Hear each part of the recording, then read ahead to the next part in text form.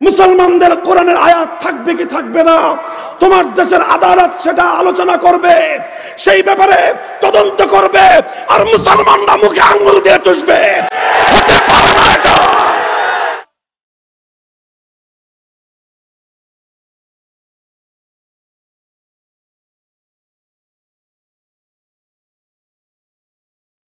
মুহতারাম হাজিরিন, কথা এই জায়গাটা স্পষ্ট। আমি অনেক সেনসিটিভ স্পর্শকাতর কথা বলছি, কিন্তু আমি জানি যে এই বিষয়ে আমি কথা বলছি তার চেয়েও সেনসিটিভ বিষয় হলো আমার ঈমান, তার চেয়েও বেশি স্পর্শকাতর বিষয় হলো ধর্মপ্রাণ মুসলমানদের ঈমান। কাজে ঈমান রক্ষা করার কথা আমাদেরকে বলতেই হবে। আমরা এ কথা হাইড করে যেতে পারবো না।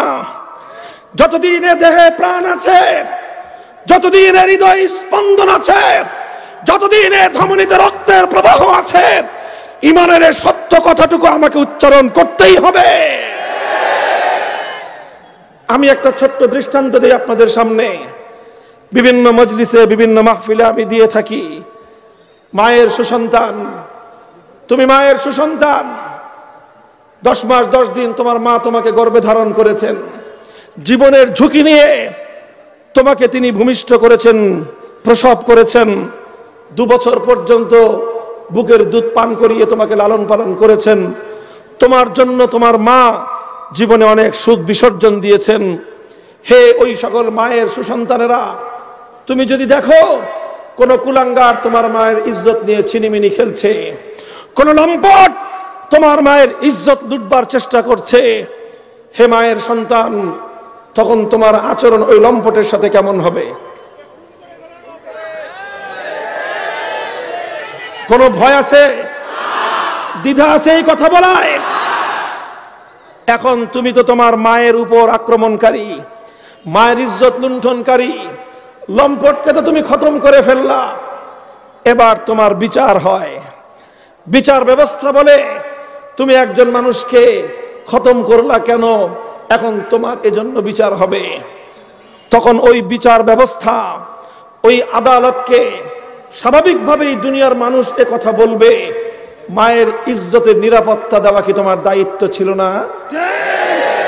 হে বিচার ব্যবস্থা, মায়ের ইজ্জতের নিরাপত্তা দেওয়া কি তোমার দায়িত্ব ছিল না? হে শাসক গোষ্ঠী, মায়ের ইজ্জতের নিরাপত্তা দেওয়া কি তোমার দায়িত্ব ছিল না? তুমি যেহেতু মায়ের ইজ্জতের নিরাপত্তা দিতে পারো নাই, মায়ের ইজ্জত লুণ্ঠনকারী লম্পটের নিরাপত্তা দেওয়ার কোন অধিকার তোমার নাই। আর মায়ের ইজ্জতের হেফাজতকারী, সেই মায়ের দুধের হক আদায়কারী ওই সন্তানের বিচার করবার অধিকারও তোমার নাই। এবার জিজ্ঞাসা করি আপনাদের কাছে, মায়ের সুসন্তান হিসেবে মায়ের ইজ্জতের দাম যতটুকু, আশিকে রাসূল উম্মত হিসেবে তোমার কাছে তোমার নবী এবং তোমার রাসূলের ইজ্জতের দাম কম না বেশি? যদি তোমার শাসকের গদিতে বসে থাকবার কোন অধিকার নাই,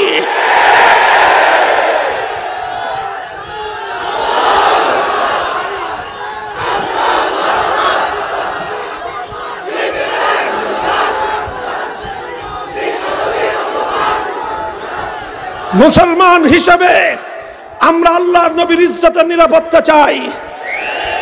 আর এ কারণেই 2013 সালে শাইখুল ইসলাম আল্লামা আহমদ শফী নবীর দুশমনদের আঘাতে আঘাতে জর্জরিত মজলুম নবীকে হেফাজত করবার ডাকে যখন বাংলাদেশে আওয়াজ তুলেছিলেন, টেকনাফ থেকে তেতুলিয়া বাদ ভাঙ্গা জোয়ার ছুটেছিল তার ডাকে সাড়া দেওয়ার জন্য।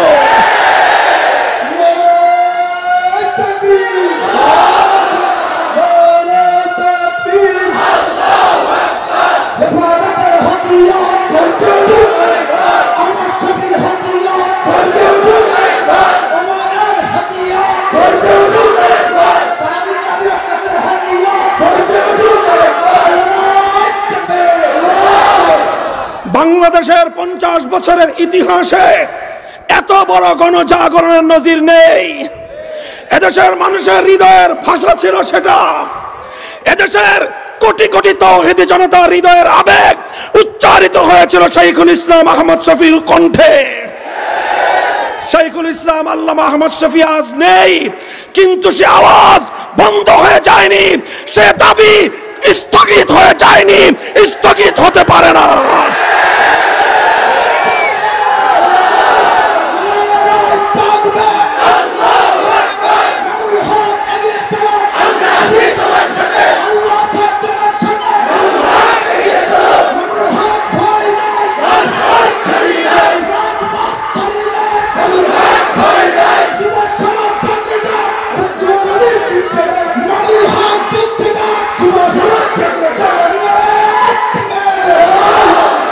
মুহতারাম হাজিরিন, সুতরাং আমরা দায়িত্বহীন ভাবে কথা বলছি।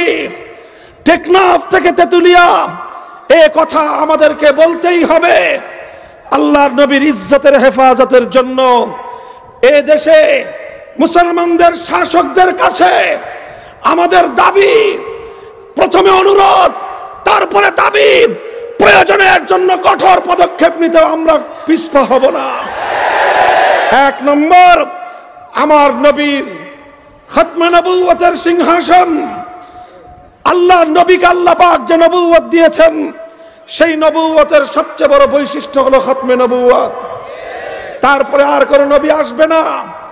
এই খতমে নবুয়তের সিংহাসন নবীর জন্য সংরক্ষণ করা সমস্ত মুসলমান এবং তাদের শাসকদের দায়িত্ব আর কর্তব্য। খতমে নবুয়তের সিংহাসন নিয়ে যারা টানা হেচড়া করে, নবীর পরে আরেক নবী আমদানি করে, যারা কোটি কোটি মুসলমানদের হৃদয়ে ছুরিকাঘাত করে, সেই মুসলমানদের সাথে চরম গাদ্দারি করে যারা সেই বিশ্বাসঘাতক মির্জা গোলাম আহমদ কাদিয়ানির অনুসারী, কাদিয়ানি ধর্মাবলম্বীদেরকে অমুসলিম ঘোষণা করতে হবে।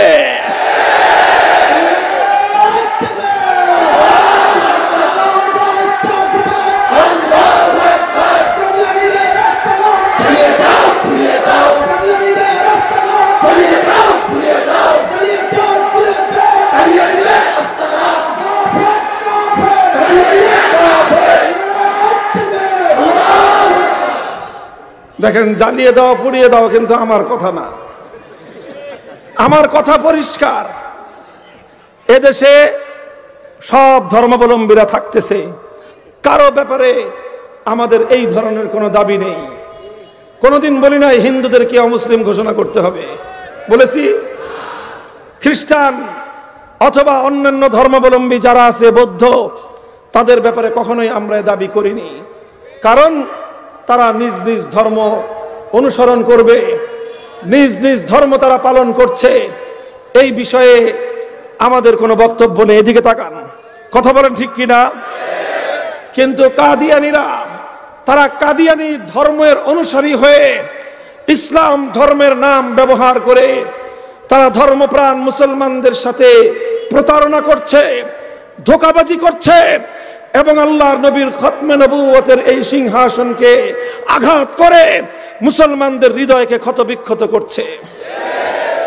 সুতরাং আমরা বলছি, তাদেরকে তাদের ধর্মীয় আইডেন্টিটি দিয়ে দেন। ওরা কাদিয়ানি ধর্মাবলম্বী হিসেবে তারা তাদের ধর্ম পালন করুক, এতে আমাদের আপত্তি নাই। আমরা তাদেরকে দাওয়াত দিব, জাহান্নামের পথ ছেড়ে, কুফরির পথ ছেড়ে ইসলামের দিকে আসো।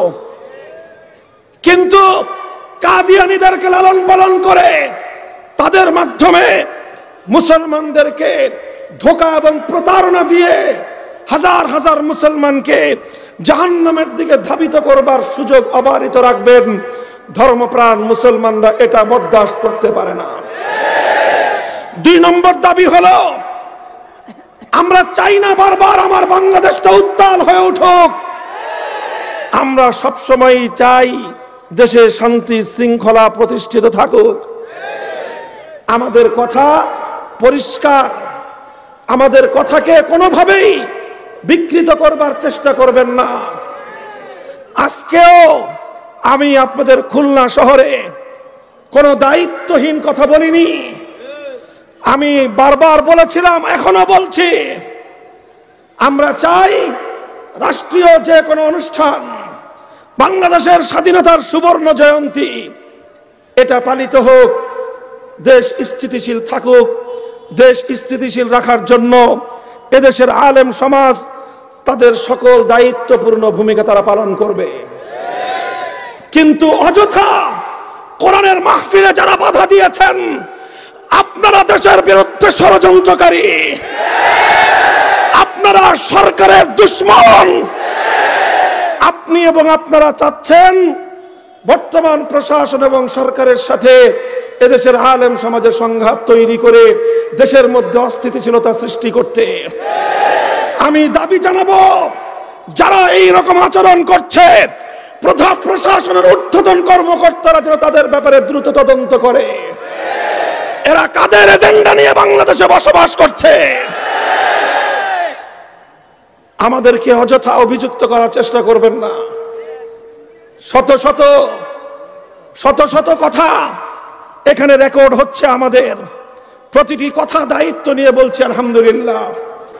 আমরা বলছি আমার দেশের স্বাধীনতা উদযাপন হোক, তবে সেই স্বাধীনতা উদযাপনে যেন এমন কিছু না হয় যেটা বাংলাদেশের 16 কোটি মুসলমানের হৃদয়ে আঘাত করে।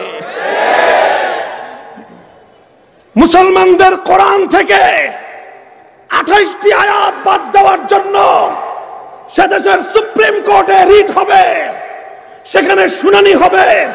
মুসলমানদের কোরআনের আয়াত থাকবে কি থাকবে না, তোমার দেশের আদালত সেটা আলোচনা করবে, সেই ব্যাপারে তদন্ত করবে, আর মুসলমানরা মুখে আঙ্গুল দিয়ে চুষবে। হতে পারে না এটা।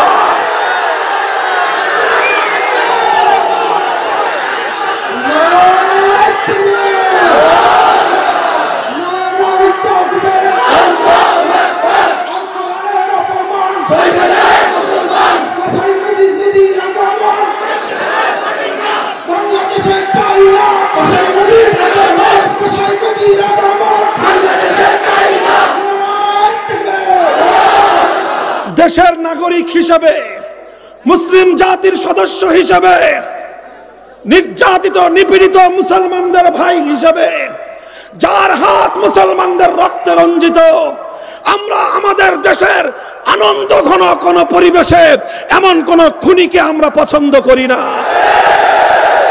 আপনারা যদি আনতে চান, আপনাদের দায়িত্ব। এদেশের মুসলমানদের ম্যান্ডেট তার প্রতি নাই।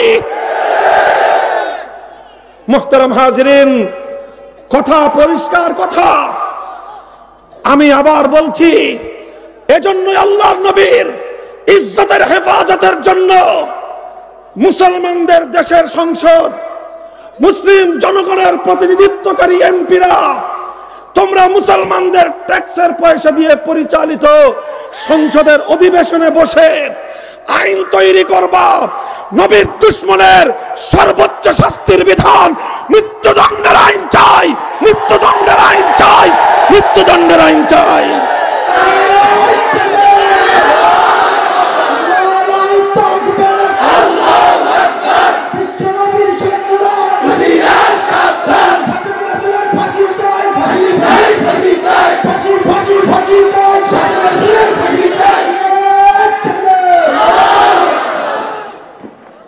মুহতারাম হাজিরিন, কথা শুরু করেছিলাম যেখান থেকে, মান আহাব্বা লিল্লাহ ওয়া আবগাদা লিল্লাহ। ভালোবাসা একমাত্র কার জন্য? আল্লাহর ভালোবাসা। যাকে যাকে ভালোবাসতে বলবে তাকে তুমি ভালোবাসবে। ওয়া আবগাদা লিল্লাহ, শত্রুতা কার জন্য?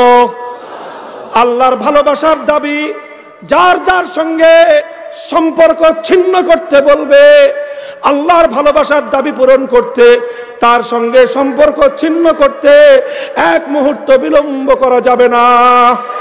ওয়ালা তাখুযকুম বিহিমা রাফাতুম ফি দীনিল্লাহ ইন কুনতুম তুমিনুনা বিল্লাহি ওয়াল ইয়াউমিল আখির। যদি আল্লাহর উপর তোমার ঈমান থেকে থাকে, যদি পরকালের উপর তোমার ঈমান থেকে থাকে, আল্লাহ যাকে দুশমন বানাতে বলেছেন, তুমি কশিন কালেও তার সঙ্গে পীড়িত করতে পারো না। আল ওয়ালা ওয়াল বারা ইসলামের একটা গুরুত্বপূর্ণ অধ্যায়। আলেম সমাজ জনগণকে ব্যাপারে সোচ্চার করুন। এই বসেন ধর্মপ্রাণ মুসলমান, গুরুত্বপূর্ণ কথা, আখেরি পয়গাম শুনে তারপরে বাড়িতে যাবেন। স্লোগান দিয়েই শুধুমাত্র দায়িত্ব ক্ষান্ত করা যাবে না, দায়িত্ব কাঁধে তুলে নিতে হবে।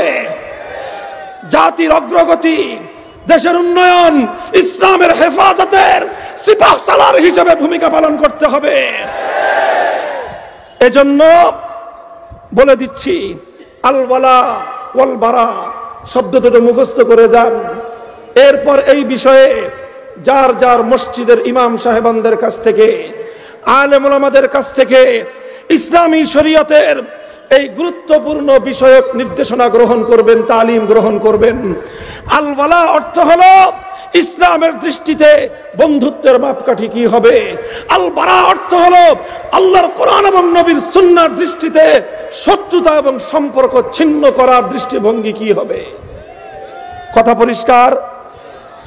আপনি যদি আল্লাহর কোরআন সুন্নাহর দৃষ্টিতে সম্পর্ক গড়তে পারেন, আবার কোরআন সুন্নাহর দৃষ্টিতে যদি সম্পর্ক ভাঙতে পারেন, তখনই আপনি ঈমানদার।